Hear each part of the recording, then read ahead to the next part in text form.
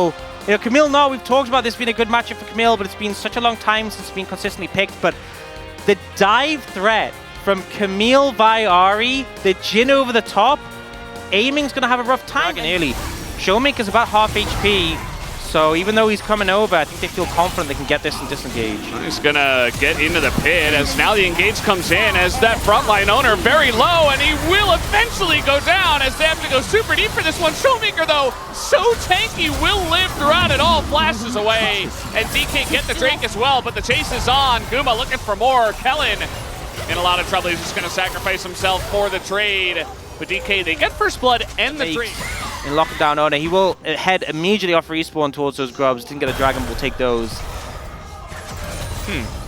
Well, Lucid's here, by the way. He's level 6 Sejuani. He's going to take a big burst, actually. As man, if that was like a Mantra Q, maybe we're getting close. I think Lucid was probably fine anyway. Yeah, I think it was okay. I do think we learned that. That was point blank. I do not know how that missed. Good job by Guma, I guess, to sidestep that one. Yeah, I think Guma boots his swiftness. Here comes an arrow. That is going to hit Faker here in mid, who is in a lot of trouble. Oh, he threads the needle, but Faker, he gets stuck, but he's still alive, and they turn it around. It's a 3v2, and that's a couple of kills for T1. You see Lucid very unhappy. Owner is, well, he's... Wait, how's he out? Wait, what? How did Kingen not kill him? Ooh, that fourth shot. Kellen is really playing with fire. Has to throw out the heal earlier, so he didn't have it. And they're just going to give up that Drake over to the side. Oh, he tries to go. Yeah, it is huge. I mean, as long as he can hold on to them, especially as Jhin. All right, that's a fourth grub for T1, just like that. No committal, just long range. Just generally a fun time. And we do have Faker trying to look for the play. That's another charm to land, but he is alone. And the handshake, Kellen says, sit down. No ulting in my face. And now we have a Jhin, and aiming is just, well, maybe dead. Trying to get the shutdown here at Owner. Yeah, he's dead. In the front line there is Ashe. Not great, but now we got an R into the wall. And another handshake, and this time it's a root onto Sejuani. That's a double kill for Guma, who has insane value in this game on the Jhin. That's a third one for the side of T1. And T1 will continue to push. Zeus still looking for more, though. The root doesn't connect this time. And Zeus doing a lot of work with his Camille, but T1 in total, making it work, even though Kelly gets Showmaker too, baits him in. Just really nicely played. Now Dplus trying to set up this Herald. But T1 have so many engaged tools. They want to fight, they'll take it. All right, comes down to Silas getting that one, as now Lucid in a lot of trouble. Isn't really that tanky just yet. Another huge handshake. Man, Kellen is just not missing.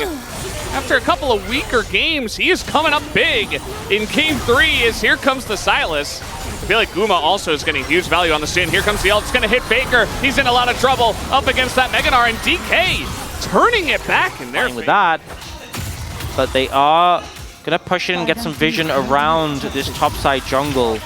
Faker should just be safe to take this tower. Another one in the bag for T1. Just pushing that gold a little bit by a little bit more. Lucid is coming on over here. He doesn't have his ult yet, but just the presence is enough. Zeus has to back away. They trade. There it is. They've seen him. Stops the back. Here comes Lucid. But that is Camille. I mean, you can't get away from this. It's just Mininar, and he is very far away from the Mega. He's just dead. Arrow is going to hit.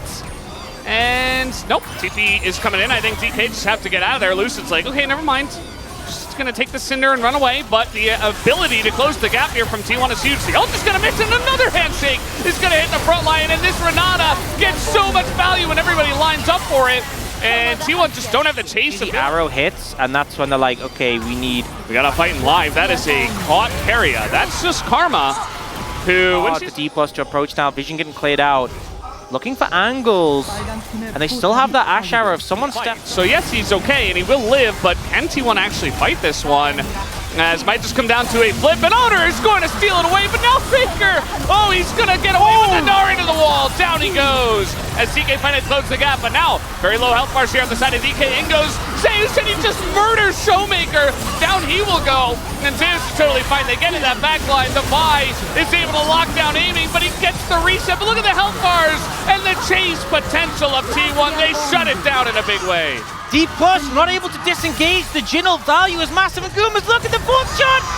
He gets it in the bag. This is a fine trade for Objective Dplus, Mountie. Yeah. I think they're happy with this. The enemy team has Baron and trading is good. Now, it feels less good. Fields can just walk up to people and just shoot them. That's going to be a cleanse, though. Early on here, Guma is taking a bit of damage as well. Not the cleanest amount of poke. And here comes Faker on the flank. All the way around, looking for Showmaker, who is pretty low. The Jhin ultimate going to be utilized. They try to clump up here, but that's Infernal Soul. And Lucid, he needs to get in. It's not going to happen. It just goes over to T1. As, okay, Infernal Soul now for the side of T1, and they want to take a fight. Kingen has no Mega Bar. He has to try and stack it quickly, but they're all so low. Oh man, they're all up against the wall as well. The Charm is gonna miss, so does the Jhin root. Owner goes in first, but he is looking for that backline, aiming in a bit of trouble as the Renata ultimate does get some value, but man, the low health bars are insane as the damage from T1 is out of control. Aiming finally gets taken out. It's a triple for Guma, and that might just do it as T1 are pushing the bottom lane. We saw the Jhin just not able to do the damage in that game one, but Guma makes it work here. They corral Dplus in, they cut them down, and they're able to get the win. The upset here, Dplus had such a fantastic season, will go down to T1 on their upswing towards playoffs. That's T1, man. Sometimes they're just inevitable, and they play the better series tonight. As we got 5 seconds until Renata, it's not looking good for DK to have a chance to stop this push, and in fact, T1 will end the game right here, right now, right at the 30-minute mark. T1 take the series, as you said it, on their upswing towards play.